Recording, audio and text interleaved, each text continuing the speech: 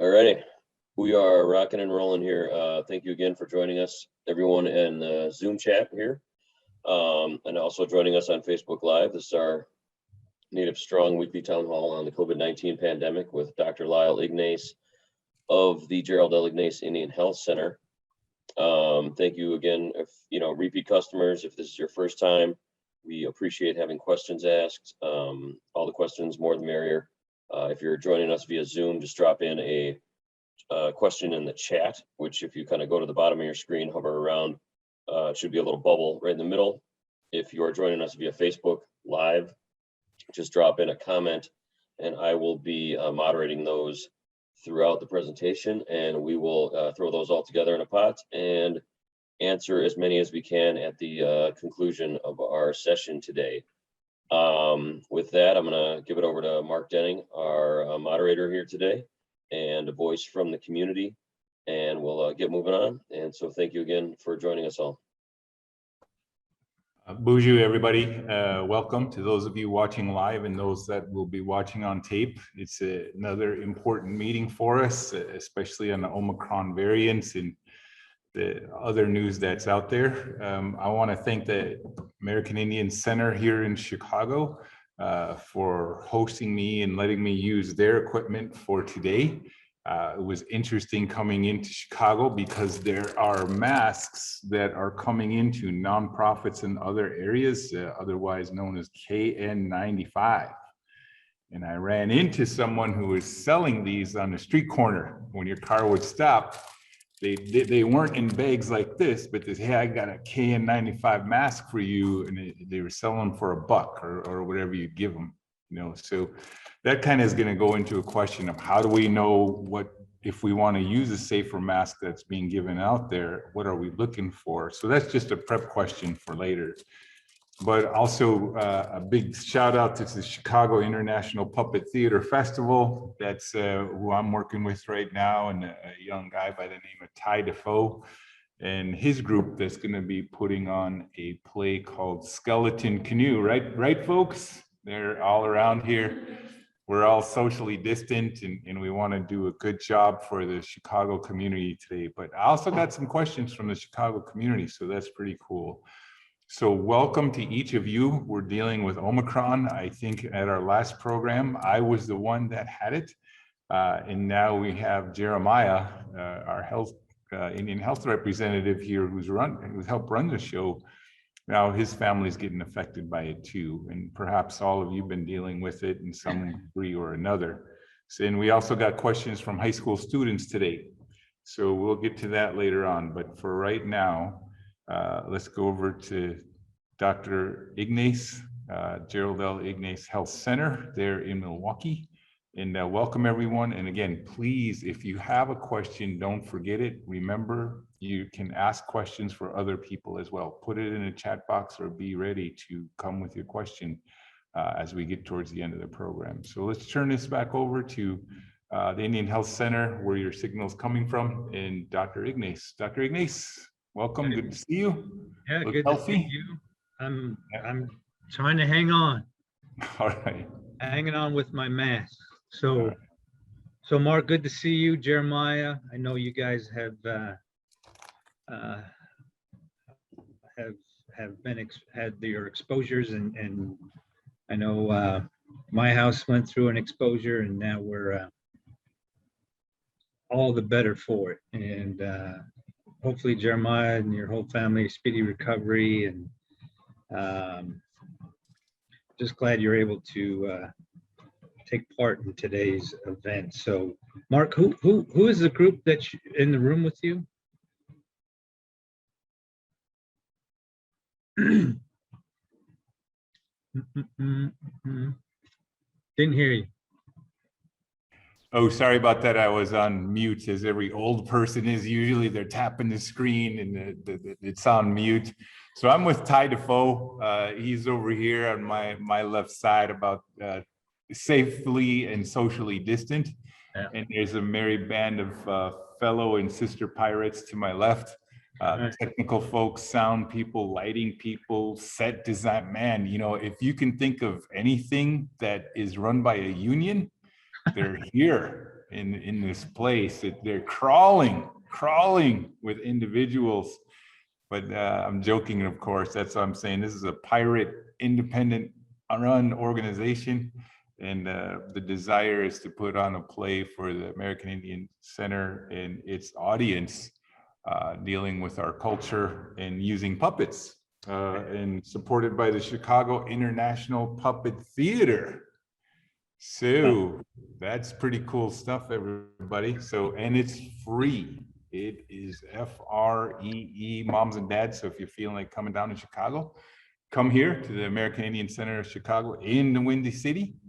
And they like the Chicago, like us, our Chicago Bears fan and Packers fan. We got nothing to do this weekend. So take in theater. Why not?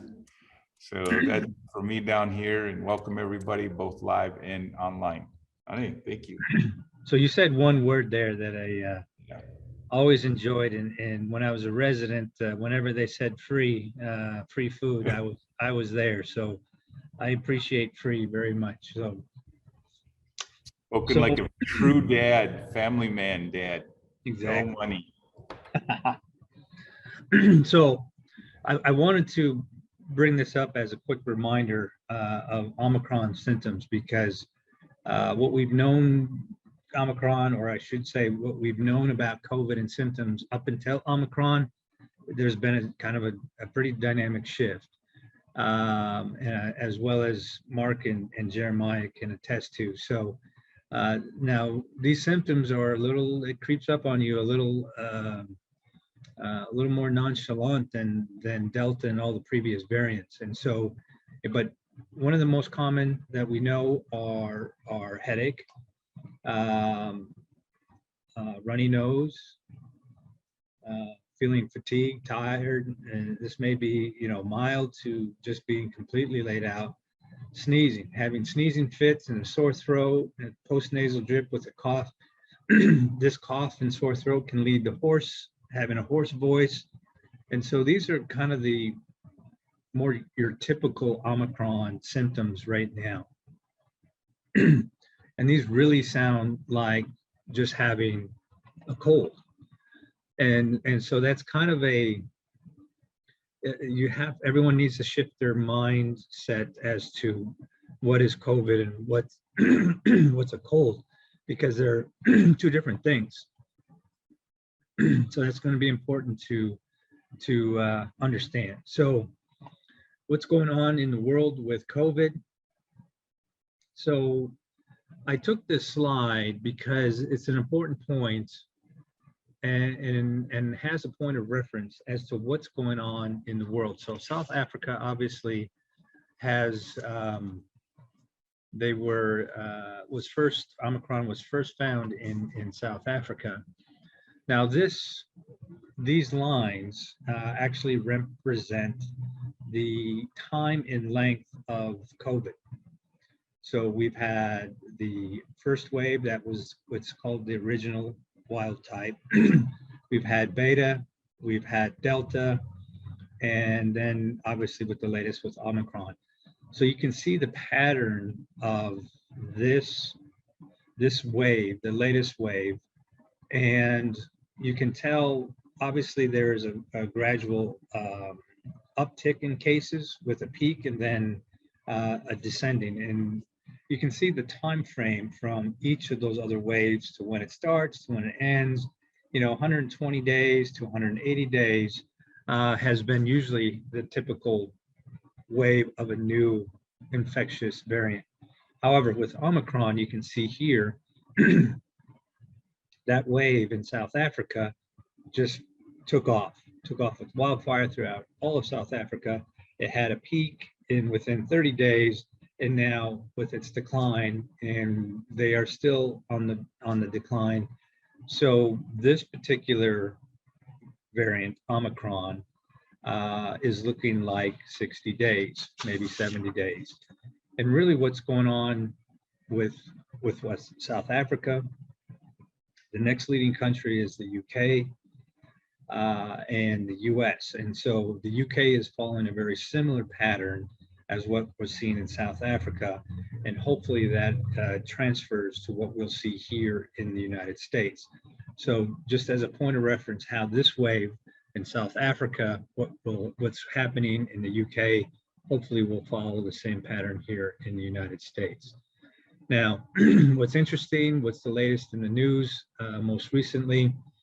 So what was announced 2 days ago was the current administration's withdrawing its regulation mandating the private employers with 100 more individuals get a vaccine or be tested on a weekly basis. So this withdrawal of appeal, obviously the Supreme Court ruled in, and now businesses are not obligated, are not mandating vaccines. So in effect, this mainly affects the OSHA agency. And so what does that mean for the country? Well, it's not mandated by OSHA or employees of 100 or more. However, the second part of the Supreme Court ruling was for health agencies to follow through with the mandate. So we've got kind of a split here. Non-health centers with 100 or more, you don't have to abide. Health centers, regardless of number of employees, have to mandate the vaccine. So much this changes on a regular basis, but that's the latest with regards to vaccines. Also, what happened this week was the FDA withdrew its emergency use authorization for therapeutic monoclonal antibody use. Now, I say this is pretty significant because there were only 3 types of monoclonal antibody treatments available in the country, and 2 of them were rendered ineffective in fighting the Omicron variant, and the FDA is no longer authorizing its use. So monoclonal antibody treatment centers throughout the country are pretty much shut down. I read somewhere that in Florida alone, they had 2,000 cases scheduled for Tuesday. And this decision came out, I think, late Monday. And in effect, all 2,000 of those people were sent home, which is disappointing, I'm sure, for those individuals that were set up. They had to go home, and now they have to contend with COVID at home. Now, the other therapeutic option that hasn't got much attention are the oral antiviral medications. And I'll go through those a little bit more in detail. But Paxlovid and Molnupiravir are the 2 oral antiviral medications out there for the treatment of COVID, and principally to prevent severe illness and hospitalizations. Paxlovid has been rated to be quite effective at 90% in eliminating hospitalizations and severity or even death, whereas compared to Molnupiravir is only 30%. Now, I'm giving you guys a crash course of med school here, but I think it's important to know that these options do exist. Monoclonal antibody therapy, with the exception of 1, and I'll touch base on that. But without the IV treatments, we do have oral medications. Now, Paxlovid requires someone to take 3 pills twice a day for 5 days. And the prescription is usually for someone with the onset of symptoms within 5 days of onset. Now, Paxlovid is okay for mild to moderate COVID in individuals 12 years of age and older. There is a weight requirement of 88 pounds. In addition, these are also indicated for individuals that are at high risk of severe illness. So we know what those are. Those are individuals with comorbidities, high blood pressure, diabetes, kidney problems, liver problems, cardiovascular disease, immunocompromised lung problems. So, so it's a good portion of the United States are eligible for this medication. Now, I would like to say that this medication does not have any side effects or is contraindicated, but there are contraindications. So obviously people with underlying liver problems, the concern is that it can further someone's underlying liver problems, loss of appetite, developing jaundice, itchy skin, dark color urine, pale color stools, abdominal pain. These are all kind of part and parcel with having kind of this acute onset or chronic exacerbation of an underlying liver problem. There is resistance to HIV medications. So an untreated HIV infection, Paxlovid, may lead to some HIV medicines not working at all in the future. Now, the reason why that is ritonavir, which is the second portion, the second medicine as part of this regimen, is actually an retroviral for HIV. So that's why the concern for individuals who are currently undiagnosed or untreated with HIV, this could play a part in future treatment for these particular individuals. Other side effects: bad taste, diarrhea, high blood pressure, body aches. So these, what seems fairly innocuous as far as the medication, obviously comes with its own profile. So these are concerns that have to be taken into consider if you are thinking, hey, I want to take Paxlovid. Now, the other medication, molnupiravir, this is 4 capsules taken twice a day for 5 days. Again, within 5 days of onset of the illness. Now, here, this medication has a few more contraindications. So it's certainly not recommended in individuals that are pregnant or are currently breastfeeding. Not recommended for individuals 18 years of age or younger because it can alter bone and cartilage development. So also individuals with severe kidney or liver impairment should not be included. Dizziness, headaches, fever, diarrhea, nausea, skin rash, hives, itching, swelling, chills. I mean, this comes with its own profile as well. And if these are some of the symptoms you're already dealing with COVID, it could exacerbate these even more. So molnupiravir may not seem exactly a true fit for you, but again, these are 2 antiviral medications that are not affected by the variant. It could be this variant, Delta variant, Beta, the original. It doesn't matter what type of variant. Both these medications can be effective in the treatment of COVID. Different mechanism of action and prevents the virus's replication, which is much different than how vaccines works or even how the monoclonal antibody treatment works. So very different treatment and have been shown to be effective. Now, I had mentioned that the only monoclonal antibody treatment that is still available is sotrovimab. This is made by GlaxoSmithKline, GSK, and Vir Biotechnology. Now, what's interesting about this one, it has the same kind of therapeutic approach as the other 2 monoclonal antibody treatments. What's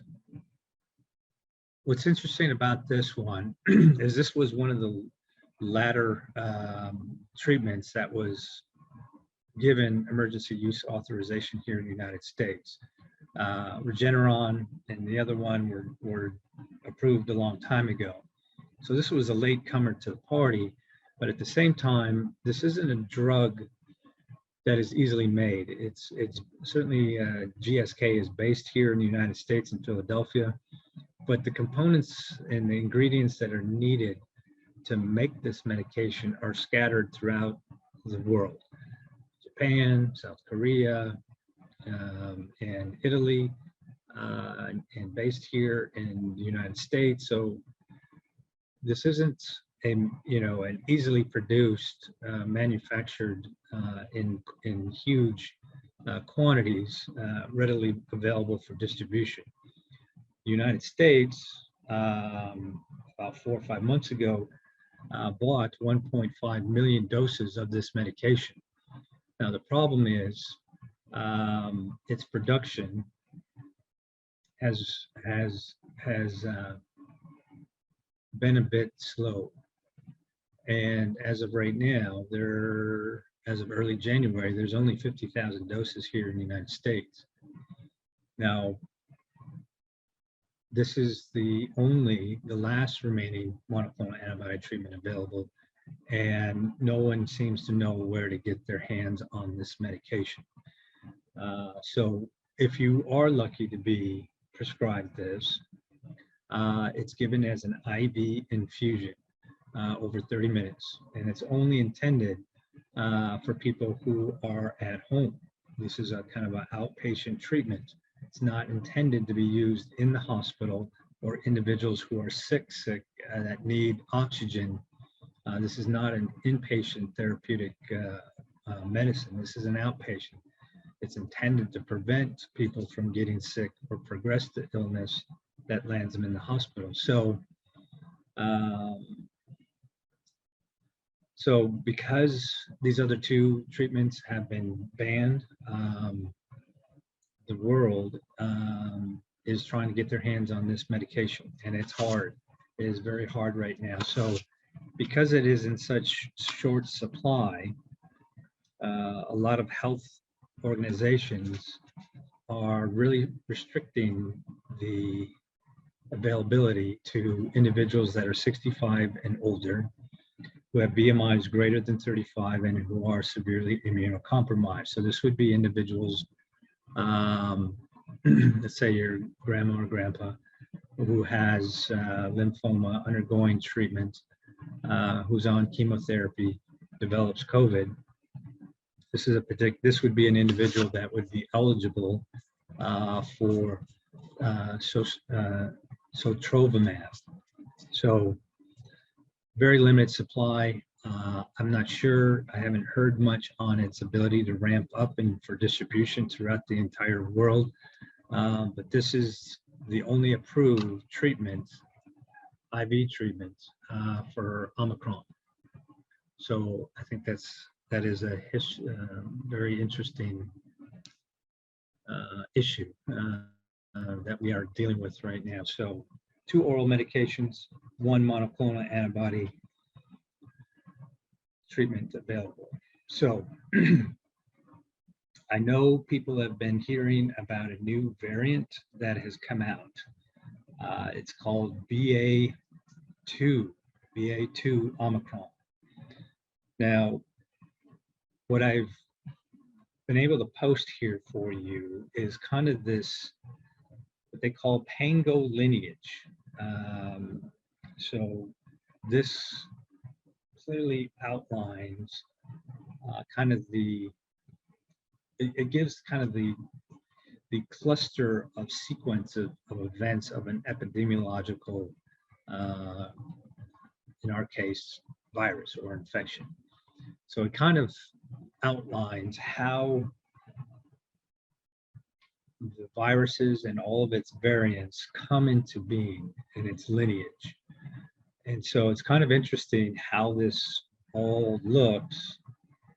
You know, we read about it, we certainly talk about it, and so, but this actually gives a pretty good kind of visual as to how SARS-CoV-2 not only became into existence, but how it's developed its sort of lineage of variants and its kind of its off branches as to its comparison to other variants. So Delta obviously has its own lineage and its cycle and off branches and round branches, alpha, beta, gamma. And so you can go through all of the variants, and this phylogenetic approach is really looking at the genetic evolution of viruses. So what we see here in red is that Omicron offshoot of its sequencing. And so what I'm getting at here is that this is very different than what we've seen in Delta. It is completely separate. It's not an off branch of Delta. It is of its own kind of descent from the original wild type. And so that's kind of a picture image of how Omicron came into existence. Now, I think what's important to realize, and I put a few descriptions here on the right-hand side, is Omicron as the B11529. We can't think of it as Omicron 529 became BA1 to become BA2. That's not how this developed. How Omicron, the original Omicron version, originated from the B11529 variant. BA1, BA2 occurred at the same time. They've evolved at the same time. And what we're seeing from the Omicron variant BA1, that is the original South African version. It is the most predominant version as of right now. However, BA2 and other descendants, so to speak, there's BA1.1, BA2, BA3 currently out there. Now, what's kind of interesting is we know origins of South Africa. BA2 is, I guess, in what's the difference? Well, there's not much difference. There are the kind of very similar. They're more descendants of the same family tree line, so to speak. But when you look at it, where did BA2 come from? Did it come from South Africa? Well, no. They actually feel that it originated in the Philippines. BA2, which is now popping up everywhere throughout the world, actually originated in the Philippines, then moved on to India, and now it's in pretty much all countries. And in particular, the countries that have seen probably the biggest growth is Denmark, Norway, Sweden. Not exactly in that order, but that's where BA2 is now kind of outpacing BA1. And more than likely, BA2 will become the new predominant Omicron variant virus. So kind of putting this in perspective, because all of the data, early data that is coming out right now, almost guarantees that all of us are going to be exposed to Omicron, whether it's BA1 or it's BA2 or it's other descendants of BA11 or BA3. It could be a BA4 and so on, But because of the transmissibility of Omicron, of what we know, it is very transmittable compared to Delta. We knew Delta was transmittable. So BA2, people are actually finding that BA2 is actually more transmittable than BA1. So, I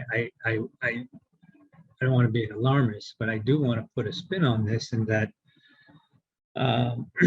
when things transmit fast already, I mean, what can be faster than fast? Well, there's faster, okay, and then there's kind of what, ridiculously fast or ludicrous fast. I mean, it's fast. Fastly transmits And like I said, sure enough, we'll almost guarantee that all of us will have an exposure to Omicron. Now, I had mentioned Denmark. Denmark now has BA2, now accounts for 65% of all new cases. But currently it is not associated with an increase in hospitalizations compared to BA1.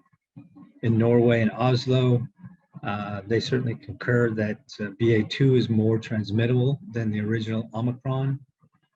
In France, where there was some early mentionings here, BA1, or I should say BA2, has very similar characteristics to BA1. So we're kind of dealing with the same virus, the same variant, just an offshoot of BA1. So essentially the same virus is just transmitted with the same pathology, so to speak, the characteristics of mild cold to moderate cold to mild flu-like symptoms, but certainly not leading or associated with higher hospitalization rates. So now, what's kind of interesting is that the testing for this B2 has kind of taken a twist. Now, pre-Omicron, when we're talking about Delta, we're talking about Delta's time frame.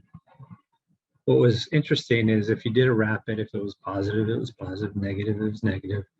And the PCR testing was either positive or negative. So in the PCR, that's kind of a more of a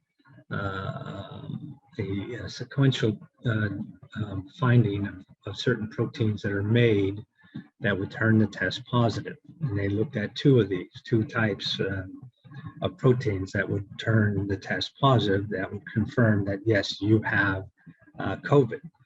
And so, but based on the time frame and the variants of the past 2 years, it does requires genetic sequencing to determine what type of variant that you have of COVID.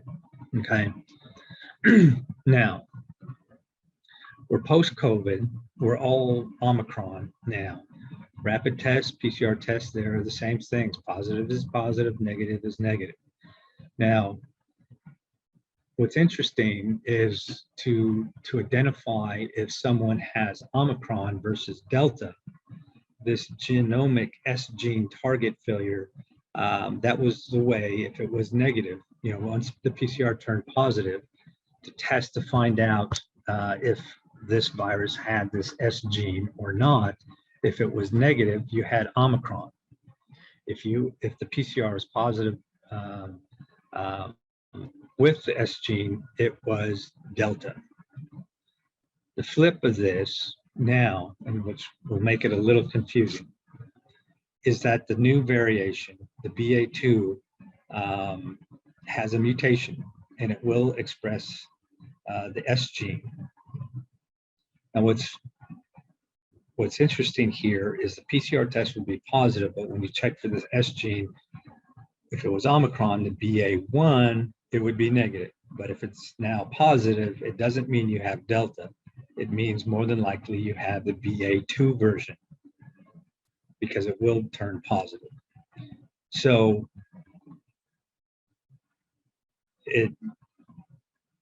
this is all based on the ability of labs to genetically sequence to assure that what we are dealing with is BA2. Now, because Omicron has completely displaced Delta, if this PCR now is positive with the S gene, it more than likely means you have the BA2 version. So this is kind of interesting how it was kind of quickly developed to at least to identify that yes, you have Omicron, but it's not the BA1 version, it's the BA2 version.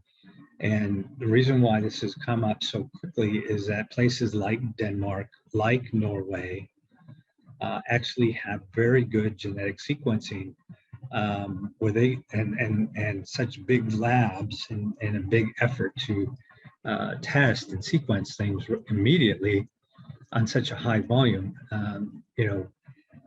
these countries have great resources. They've been fully supported and supplied and funded to help in the testing. Here in the United States, not so much. But there are places here in the United States, in particular, I think like Houston, who have already done some of the genetic sequencing and have already identified that, yes, BA2 is present in Texas. So this is a twist here, but rest assured, if you get COVID right now, it is Omicron, not Delta. It is Omicron, and more than likely, right now, it's BA1 version. Maybe in a week or 2 or 3 weeks, in a month, it may be the BA2 version once it takes over. Now, so in Denmark, as I mentioned, they really don't see any major differences between BA1 and BA2. It's across all ages, vaccination status or not. There are breakthrough infections and the risk of hospitalization. Despite the high numbers of BA2 that they're seeing, there's actually a reduction in ICU admissions. It's decreasing. So what I'm saying is BA1, okay, there's BA2. BA2 is now more transmittable, but not more virulent than BA1. Okay, I hope that makes sense.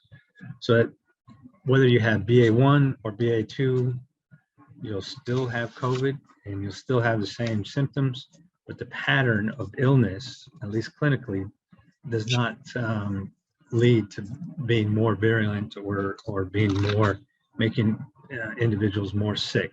They are essentially the same, with the same characteristics, with the same pattern of clinical metrics. Now, I wanted to bring this up and just, I found this picture and I thought it was really cool because on the left-hand side, I've been giving kind of these stick diagrams of what coronavirus looks like. But if you want to look at, kind of get a real image of what SARS-CoV-2 looks like, well, this is the micro molecular picture of what it actually looks like. So when you've looked at this enough times, you get to see where the spike proteins are, where the membranes are, where the envelope is. You don't see the virus itself. I mean, it's protected by what you see in this kind of bluish membrane. But you can look at this and see that, hey, there's these spike proteins that are sticking up, and all these little points of molecular biology of proteins, and so on the right hand side is more of that stick diagram where you have the spike proteins that stick out, all the mutations that have been occurring, and you can kind of see how this all looks. The membrane, the blue membrane proteins that help protect the virus that's inside, and inside you have the nucleocapsid proteins that help protect the virus that's inside this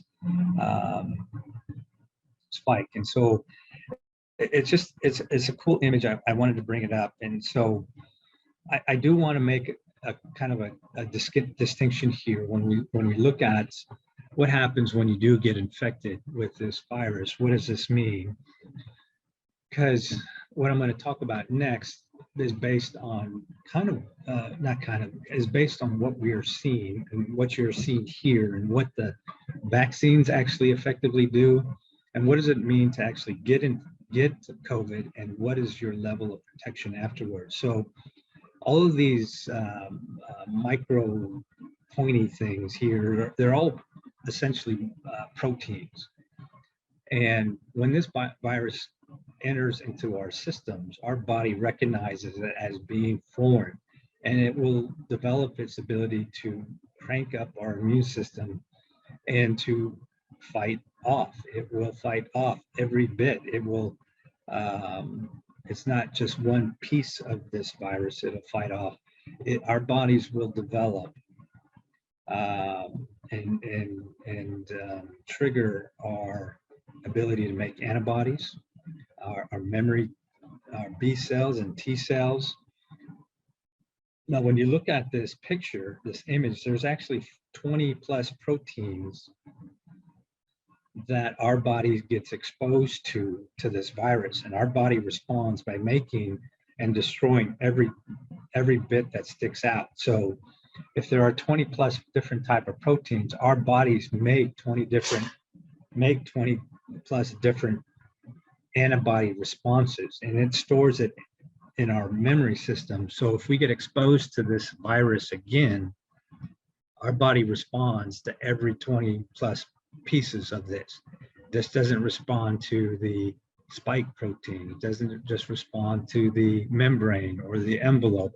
It does all of it.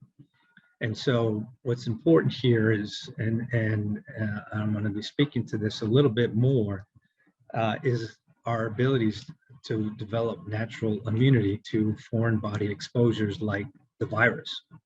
And that's an important point, because how that differs from vaccinations is vaccinations are manufactured pieces, bits that recognize the spike protein. That's what our vaccinations are.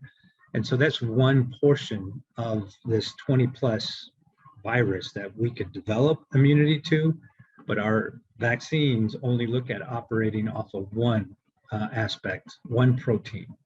And so there's a clear distinction, that is a very clear distinction on how we provide protection. Vaccines provide a portion of protection, whereas having natural immunity, you have protection against the whole virus and all of its makeup. So that's an important point to keep in mind, because as I go through here, when we talk about, I had mentioned this before about the South California paper that came out a couple of weeks ago, where it looked at Delta and Omicron and looked at its clinical metrics and variations. And this was kind of an important study at the time, because it was real time. It looked at the transition from what was occurring here from Delta to Omicron, looked at admissions, looked at ICU, intubations and fatalities, the length of stay, 3.4 days, which was less than Delta. So there was a transition here between the severity of illness of Delta versus Omicron. And people who had Omicron as their virus of infection had a reduced risk of hospitalization across all ages and across all comorbidities, which signaled to us that yes, Omicron is here. It's going to get a lot of people sick, but it's not going to lead to more hospitalizations. It's not going to lead to more deaths.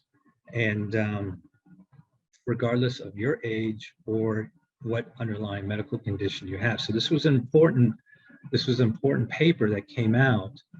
And so the risk, as a result, the risk of symptomatic hospitalization was markedly reduced among cases who had tested positive. So if you had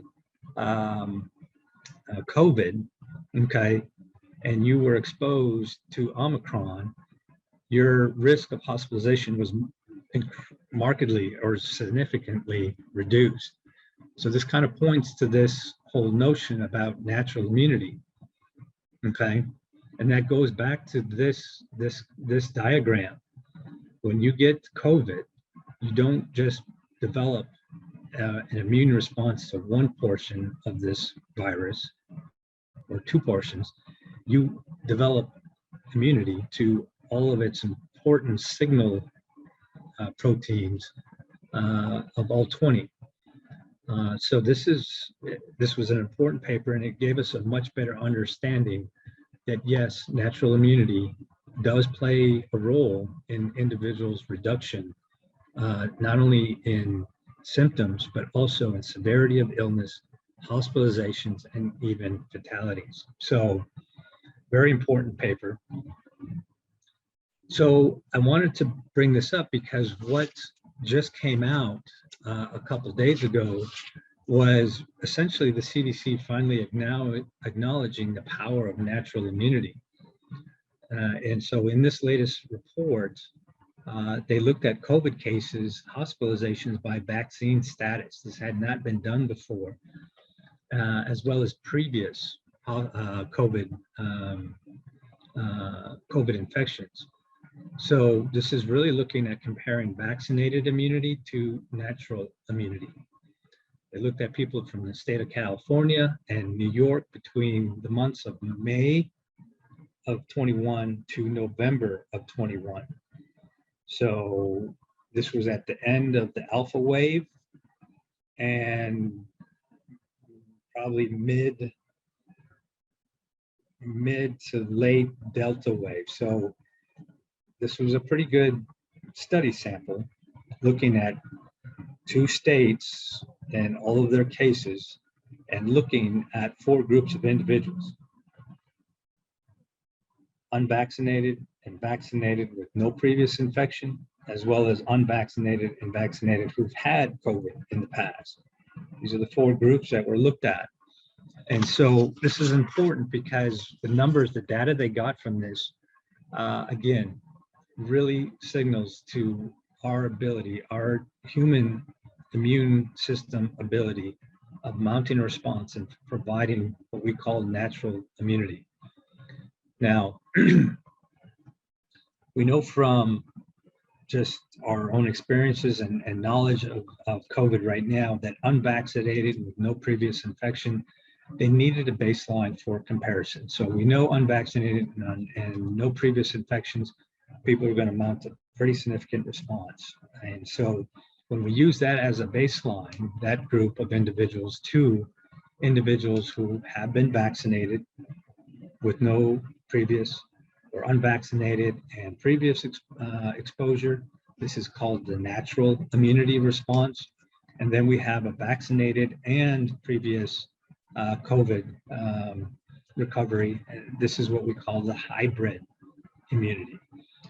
So as you can see, in California, there was a reduction of infection for the vaccinated, reduction of 6.2, a 6.2-fold reduction in infection. In New York, it was 4.5. So we see and we know that being vaccinated does have a decrease in getting infection. Now, what do we look? Let's look at the people, the group of people who were had recovered from COVID. There are people that have and have not chosen to be vaccinated, as well as individuals who have been vaccinated. So we're really looking at natural immunity versus hybrid immunity. What they found was that both in California and in New York, there was a reduction, a 29-fold reduction in cases, infectious cases in California, as well as 14.7% there. When we look at the vaccinated with the hybrid immunity, there was a 32.5 and a 9.8 reduction in New York. Now, you can see that the people who've had previous COVID-19 infections, whether they've been vaccinated or not, had the lowest rates of new onset of infections. And when you start looking at the numbers, is 29 any different than 32? No, it's actually shown not to be statistically significant. So this really speaks to your bodies, our bodies, human bodies who've been infected, recovered, and the difference between vaccinated and unvaccinated, there really isn't any difference in preventing infection. So this is important, and it does speak to that previous slide I talked about natural immunity. Now, this is looking at hospitalizations. This is looking at hospitalizations. Now, this data set is only from California. Of course, unvaccinated with no previous infection were used as the baseline. But again, this is important because when we look at the ability of vaccines to prevent hospitalization, there was an added effect of a 19.8-fold lower risk of hospitalization. But again, when we look at what occurs in natural immunity and hybrid immunity. Both of these groups, whether you're vaccinated or not, had a very significant reduction in hospitalization. So if you had COVID and no vaccination or not, your risk of severe hospitalization with a recurrence, there was no difference. They were, again, statistically not significant. This slight difference was really no different at all. So this is important, and it speaks to how our own natural immunity really lowers one's risk of reinfection, hospitalization, and severe illness. So this is really important stuff. What's going on here in Milwaukee, I had presented this now for about 6 weeks now. And here we have still, in the last 90 days, no fatalities of natives here in Milwaukee County. When we look at the vaccination rates in Milwaukee County, native population, 76 have received at least one or more doses, fully vaccinated, 69%. So this is certainly outpacing all other races and ethnicities here in Milwaukee County. And that fatality rate may actually be a good indication as to why that is, because of the vaccine rates. We know Omicron right now is running rapid throughout all of the United States, but these 4 states are really leading the number of cases. Hospitalizations are up overall. Here in Wisconsin, we have 59.1% of our population. Overall population have been fully vaccinated. We see here on the right-hand side, 43.9% of Native Americans in the state of Wisconsin have been vaccinated. And as we compare to other races and ethnicities, we fall short a little bit as overall. Over 210 million vaccine, or 210 individuals are fully vaccinated now. When we look at the state of Wisconsin, Michigan, and Minnesota, in terms of the native populations that are respective to these states, we see that the state of Michigan actually is faring better now than the other than to Minnesota and Wisconsin. We see Minnesota, I have these underlined, almost 2,100 cases over the last 2 weeks, almost 1,050 cases per week. Here in Wisconsin, there was over 2,600 new cases, confirmed cases, with an average of 1,300 on the average per week. That's really significant, because if you have been following these lectures, these talks, in any given month, Minnesota may be higher, Michigan may have been higher. For a while, Wisconsin native population was actually doing very well compared to the other states. Well, that now has flipped, where now Wisconsin native population is being afflicted at a much greater rate than the other 2 states. So as you can see here, looks like the Omicron may have reached its peak. The number of cases that are presented every day is starting to trend down. So maybe we have plateaued here in Wisconsin. What really spikes this up is that one day of 36,000 cases. That was an uptick based on the backlog that got submitted all at once. And so it could very well have been that many cases in one day. Not likely, but over several days, sure. But if we look at this, we would say, well, it certainly is a spike. It looks like it is plateauing. You would say in the next 4 or 5 days, based on these numbers, if the trend continues to go down, I think it's safe to say that, yes, we're on our way down. Now, if you look back at all these as the previous dates, you see this this one spike in October, November, December, that was Delta. And Delta at that time, that was pretty scary because there was a lot of cases of Delta going on. But now that you look back and see where we are in Omicron to what was going on with Delta, Delta pales in comparison to what Omicron is doing right now. So much different way of looking at how this is going on now. How is this affecting Wisconsin and the races and ethnicities here? Well, it hasn't changed our overall placement of seconds and case rates.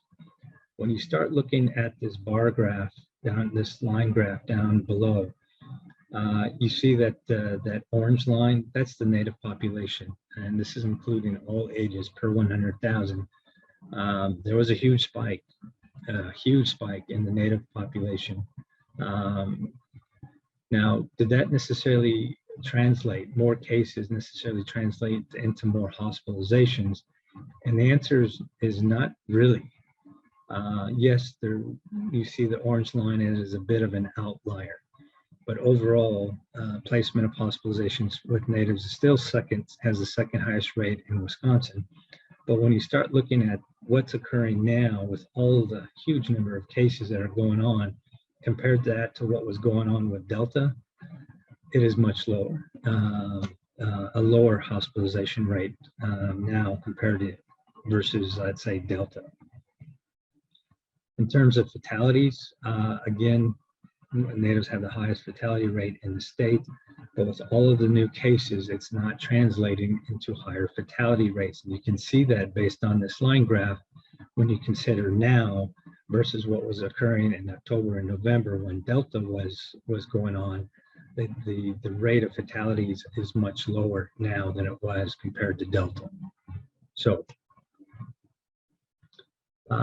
last slide. So what's going on with our age demographics now, the last 2 weeks now, compared to the previous segment of 2 weeks? What we see is a much higher case rate of over 200,000 new cases in the last 2 weeks compared to 123,000 the previous 2 weeks. Then it was the 20-year-olds as being the #1 age group. Well, that has shifted a little bit, and now it is the 30-year-olds as being the #1 age group in the state. When we look at who's being hospitalized, well,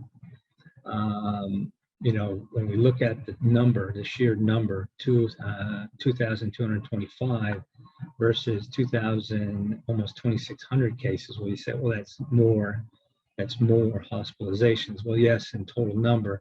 But when you look at the hospitalization rates, what we're dealing with now versus what 2 weeks ago, we were actually double the number of cases, but that didn't translate in doubling our hospitalization rate. It didn't translate in doubling our ICU rate. And actually with this number of 543 compared to 393, up to the right here, the far right, I have this dot. The fatality rate 2 weeks ago was 0.31. Even though we've had more fatalities, the fatality rate has actually gone down to 0.268.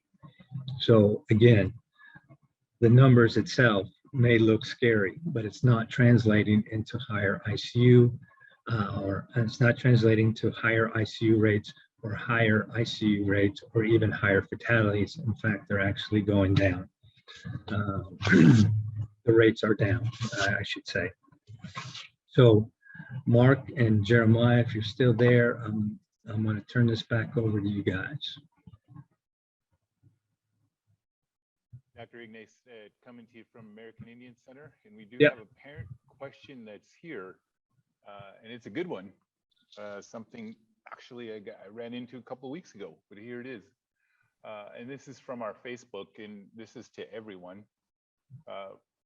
I want to know if it's okay for a child who tested positive after having 2 shots and only to be returned to school on day 5.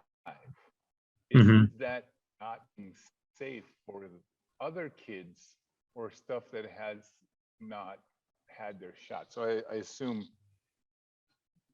this young person had their shots. the breakthrough infection happens, and then 5 days later, the school says, yeah, you send Johnny back. Sure. But is that safe? Is it not? Do we need to be tested? Do they wait? What do you think? So there's two approaches to this, and many school districts have taken what I'll speak to first, and some places have taken to actually a testing approach. So this all came about in the very early beginnings of who is safe and who's not. How do we know someone's not contagious in transmitting? How many days does it take? Well, some school districts, I think many school districts, have taken the approach of 10 days. 10 days from onset of symptoms. That's different from the test date. So school systems take the approach of 10 days from onset of symptoms. Now they use the 10 days because based on studies, people are most contagious on the day of symptoms started. Now they followed individuals from being perfectly normal to feeling some way to developing symptoms, and then track them out days on their level of infectiousness, basically like viral load, or until you test negative. So what they found is that individuals on the day of symptoms were actually the most contagious. What they also found was the day prior, 2 days prior to the day of onset, especially with Omicron, they were infectious. Now, from day of onset, for the first 5 days, that level of infectiousness actually starts trending down. And once you get to day 5, you still are, but your risk of transmitting becomes much lower. Now, they've extended that from 5 days to 10 days because between 5 and 10, with each given day after that, the viral loads go down and your risk of transmissibility goes down even more. Now, that's the non-test approach. That is symptom-based approach of 10 days, and you're free to come back because your risk of transmission is not 0, but certainly less than 1. Now, if you wanted to get kind of the scientific approach to doing this, what you can do is, and this is the test approach to return to work, and it's what our agency uses, is you got to test negative. So what does that mean? So day of onset of symptoms is different from the day you test positive. So you may have symptoms on Friday, but you decided not to get tested or couldn't get tested until Monday. Well, I take day 1 as being the day of onset of symptoms on Friday. 5 days from Friday, 5 days from Friday, that's when I would test. If you are positive on day 5, you cannot return to work. And then I'd say, okay, wait a couple more days, maybe 2, maybe 3 days, and test again. If your test comes back positive, I will say, nope, can't come back until you test negative, or I'll have you come back in another 3 days and test and see how you do. Now, so that's the test negative approach. In this particular kid's approach here. Now, what's kind of interesting is my kid got sick. We kept him home, and I knew exactly when his symptoms started because he went from kind of running around being normal to within 12 hours later getting sick. And so that day I tested him, he became positive within a minute with a rapid test. And then I watched the symptoms over the next several days, and within 72 hours he went from having a fever and a mild cough to now he was running around being his normal self. And on day 3, I actually tested him, and he is actually negative. But the school wouldn't take that test as being the indicator to return. They followed the 10-day approach. But at least for my reassurance and my peace of mind in my house, my son tested negative after 3 days after onset. And so in this particular case, your trial with the question, the individual, yes, after 5 days, you could test internally and maybe say, hey, my kid is negative after 5 days. Does he go back to school? The short answer is probably not, because your school will probably follow the 10-day rule. That's a long answer to probably a simple question, but it's important to realize different agencies, different institutions take different approaches by symptom-based or test-negative approach. So here's a follow-up question to that one. And I think you came up with a new word there, recovinators. So this is going to come from the recovinator family that Jeremiah is in. Yeah. So here's the question. A lot of our young people get the questionnaires, have you been around someone with COVID? So here's the issue. Young person tests positive. There's multiple people living in the house, mom, dad, grandma, grandpa, and COVID gets passed around, not all at the same time. It flows from one person to another at different times. Yeah. And so what kind of starts out as 5 days could end up to be 20. Yep. What's your recommendation for that person who's getting that question, especially in our workplaces? That, hey, I tested negative, but COVID's in our home. Yep. How would you address that? So that's kind of an interesting point you in question, because that's what happened in my house.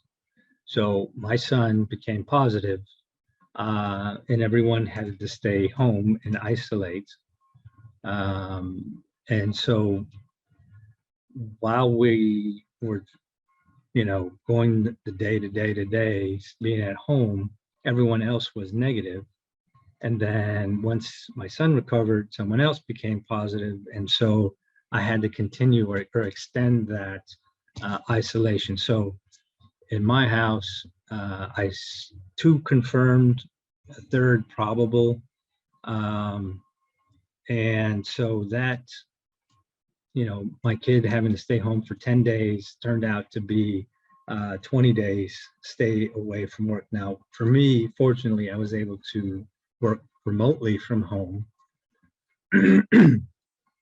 I worked remotely those 2.5 weeks, but I was the fortunate one. I was able to do that. Some people aren't fortunate to do that because they may be on an hourly job and can't afford to take sick time. So if there is an individual that is sick right now, obviously that person needs to stay home without a question. Now, multiple people in the house. Now, my approach to that has been obviously social distance, mask, as best you can in the house.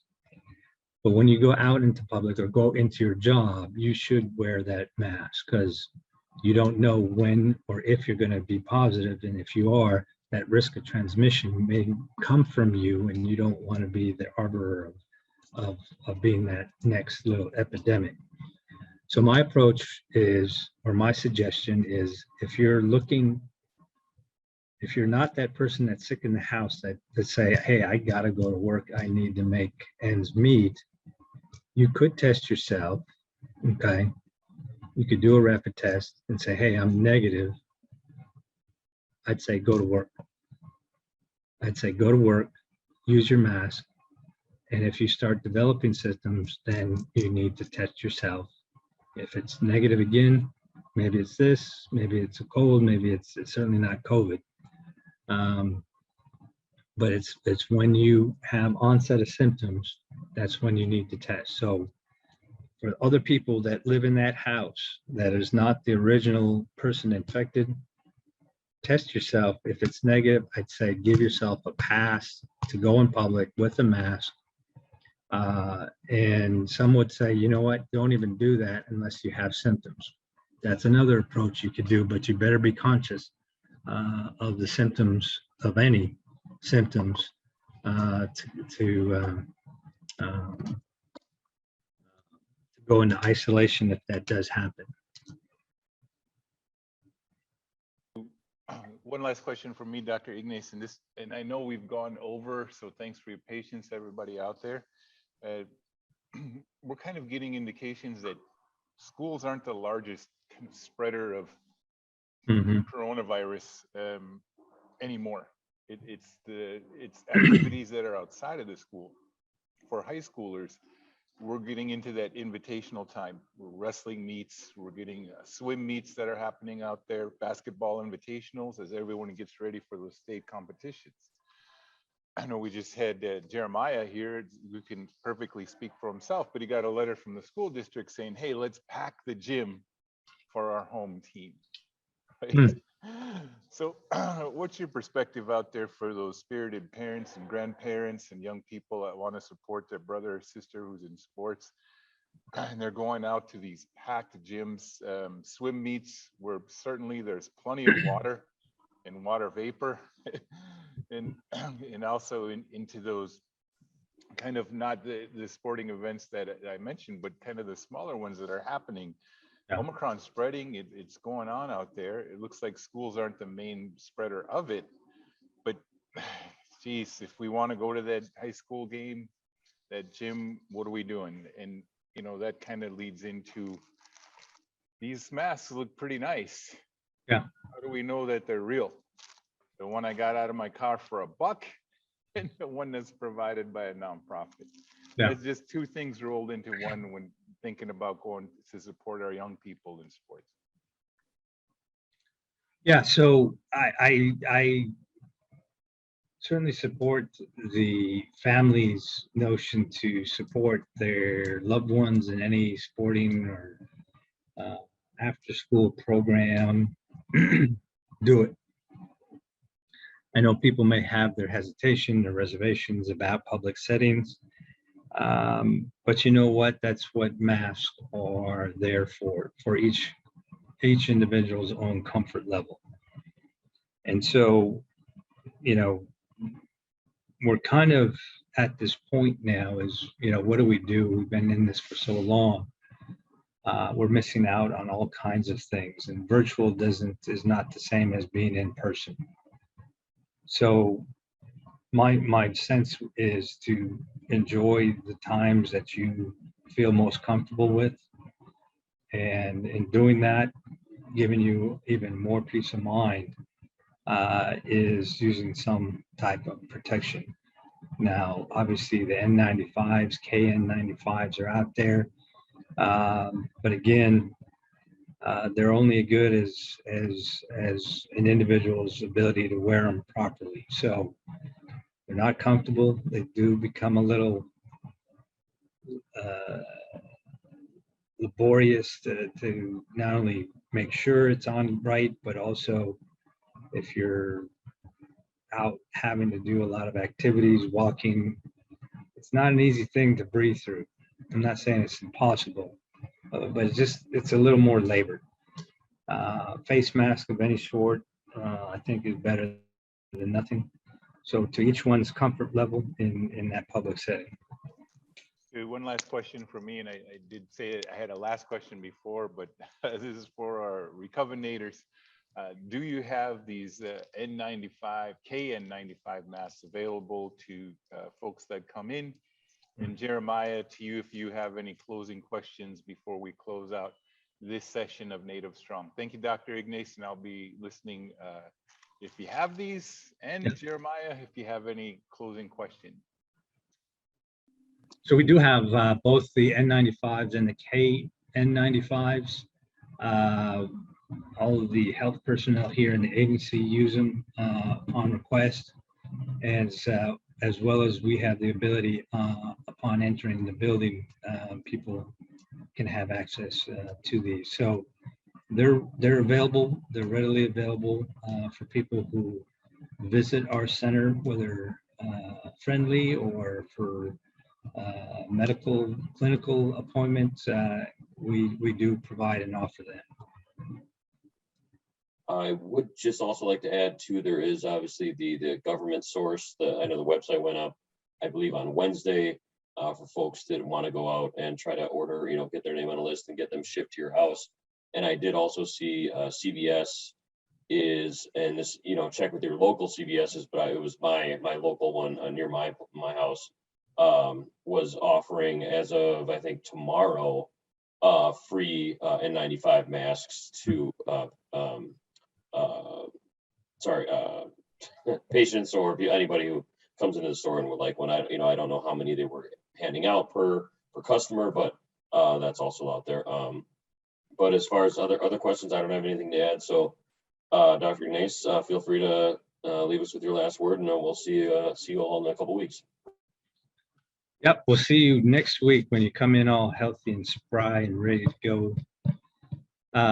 So a lot of things: therapeutics, natural immunity, hybrid immunity.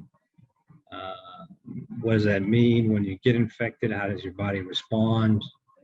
Not just one portion, all of it. Omicron, BA1, BA2, I would just consider them to be synonymous because there are no clinical differences between either one of them.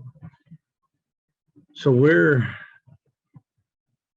we all have a better understanding of COVID now, how our bodies respond, what are the therapeutics to it, and it's just, we're at a point where I think that new normal is starting to settle in. What does that new normal look like? How do we move forward? And this Omicron hopefully will have arrived as quickly as it goes away as it did in South Africa.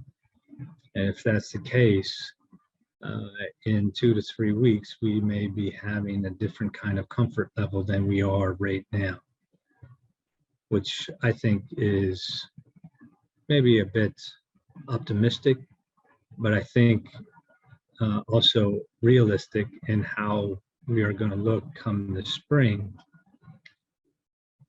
and what that means to us as individuals and families and communities. How we start looking to engage in public, our public activities. So I'm hopeful that this is the beginning of the end of this pandemic. And certainly a lot of indications are suggesting that this is happening right now. But in the meantime, maintain your level of safety and health, and I will see everybody in 2 weeks with a follow-up as to what the latest in COVID and how it is impacting our Native people. So until then, everyone stay strong.